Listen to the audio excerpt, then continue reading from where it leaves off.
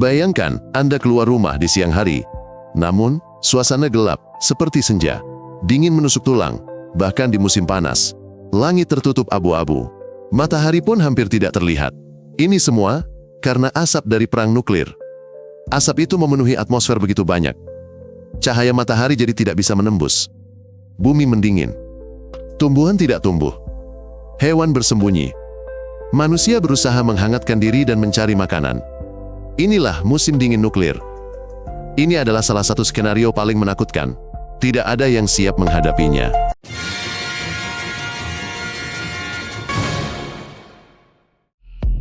Banyak orang mengira bahaya itu adalah ledakannya sendiri. Tapi yang paling mengerikan dimulai setelah itu. Kebakaran besar di kota-kota mengangkat jelaga dan asap ke udara. Lapisan hitam ini naik tinggi dan menggantung di sana. Ini mencegah matahari menghangatkan bumi. Cuaca berubah menjadi lebih dingin dan lebih kering. Musim dingin bisa berbulan-bulan. Di beberapa tempat, bahkan bertahun-tahun, dunia berubah menjadi bayangan dirinya yang dingin dan kelabu. Ilmuwan pertama kali membahas skenario ini. Mereka sadar, perang besar bisa picu banyak hal. Bukan hanya kehancuran, tapi juga dampak berantai. Mulai dari asap tebal hingga kelaparan global. Mereka mengamati alam pasca gunung meletus atau kebakaran besar. Kesimpulannya jelas, jika kota-kota terbakar serentak, asap akan membumbung tinggi, menutupi langit. Langit akan tertutup lama oleh asap tersebut. Sejak itu, model simulasi terus disempurnakan. Satu kesimpulan tetap, ini sangat mungkin terjadi. Kita sudah pernah melihat hal serupa. Dulu, setelah letusan gunung berapi besar, setahun penuh bisa tanpa musim panas. Ada dingin, hujan, dan gagal panen. Beberapa tahun terakhir, kebakaran besar juga menyelimuti langit. Ini membuat matahari terbenam jadi merah. Itu periode singkat, tapi menunjukkan betapa cepatnya atmosfer bisa berubah.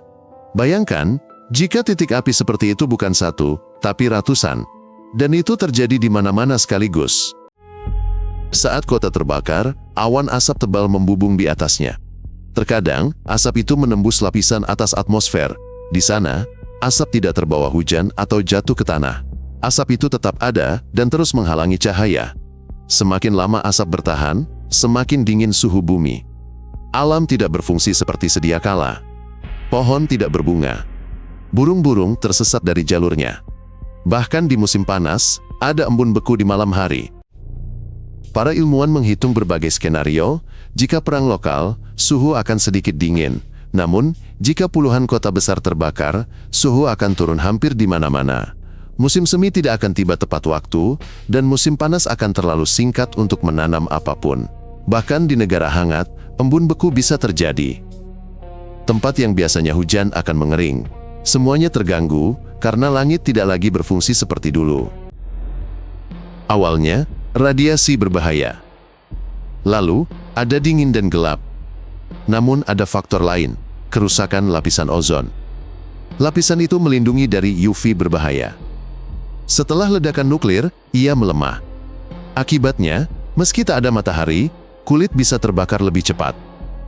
Ini berdampak buruk pada manusia dan tumbuhan. Semua tumbuh lebih lambat. Kulit jadi lebih rentan. Penglihatan memburuk. Kesehatan umum menurun, bahkan bagi yang di tempat aman. Pertanian bagi mesin jam. Jika hangat tak datang tepat waktu, panen gagal. Jika cahaya minim, tak ada yang tumbuh. Kentang atau kubis pun berkurang hasilnya. Tanaman biji-bijian tak matang. Masalah awal muncul di negara yang bergantung impor. Pasokan bisa terganggu, gudang tak selamanya penuh. Sulit simpan makanan tanpa listrik.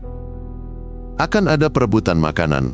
Pemenangnya bukan yang punya uang, melainkan yang punya cadangan. Saat tanpa cahaya dan kehangatan, semuanya mulai berantakan. Peralatan rusak, bahan bakar menipis, pabrik berhenti, dan jalanan terblokir.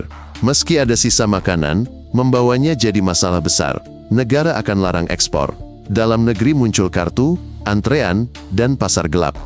Harga kebutuhan pokok naik puluhan kali lipat. Orang kaya pun sadar uang tak lagi segalanya.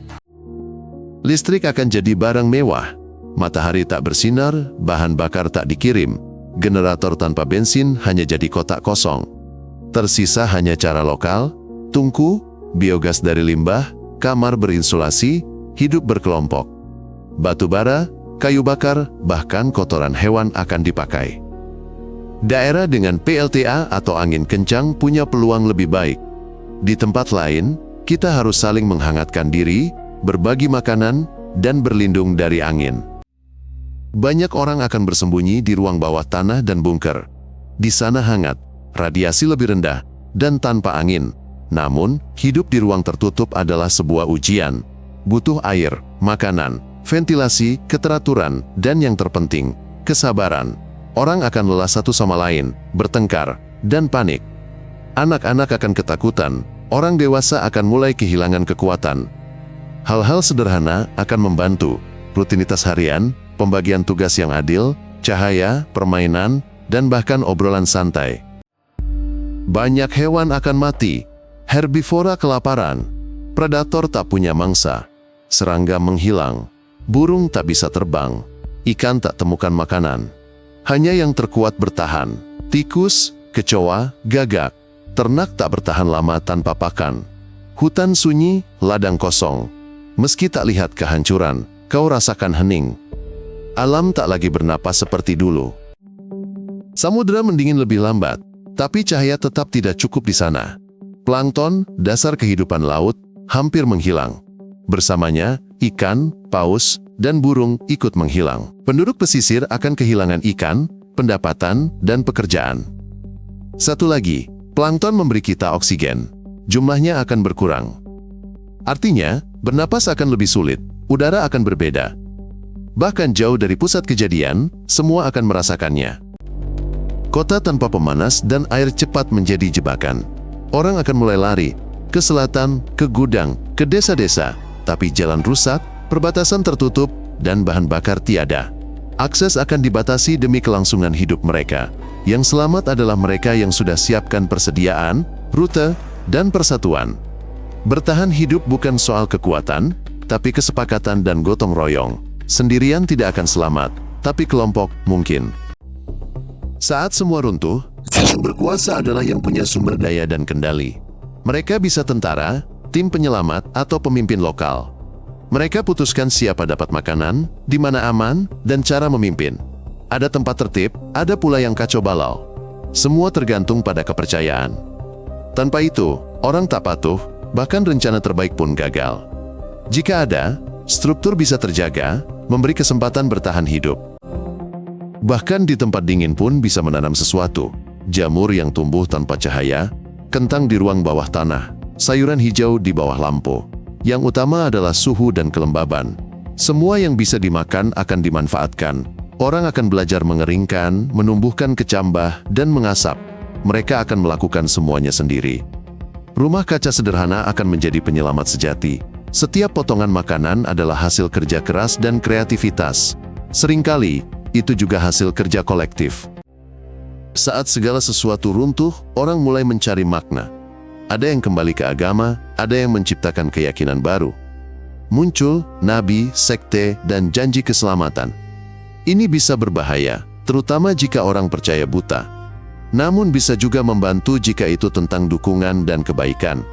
Yang terpenting adalah jangan kehilangan akal. Jangan tergiur mukjizat, peganglah fakta. Bantu orang di sekitar Anda. Saling jaga satu sama lain. Asap di atmosfer tidak akan bertahan selamanya. Dalam hitungan bulan atau tahun, asap akan mulai menyebar, suhu akan menghangat, matahari muncul, dan es mencair. Alam akan mulai pulih namun perlahan, tidak di mana-mana dan tidak sekaligus. Beberapa spesies akan punah, yang baru akan muncul.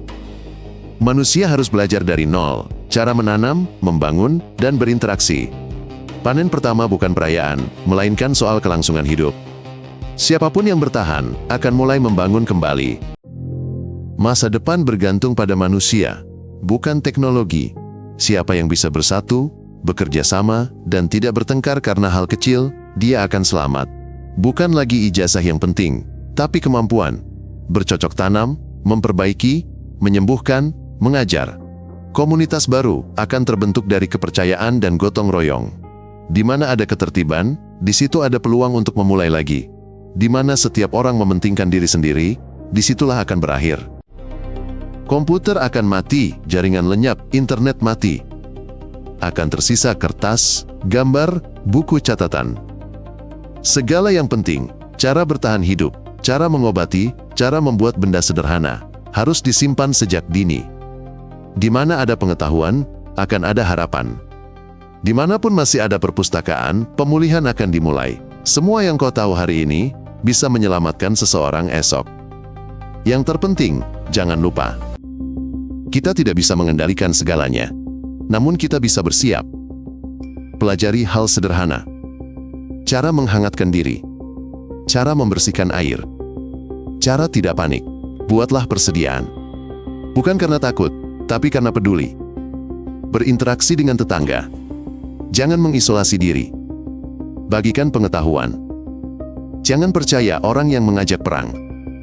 Dan ingatlah ini. Saat tak ada matahari, manusia harus menjadi cahaya. Jika menarik, silakan ikuti agar tidak ketinggalan episode baru. Kami menyajikan semuanya singkat dan padat.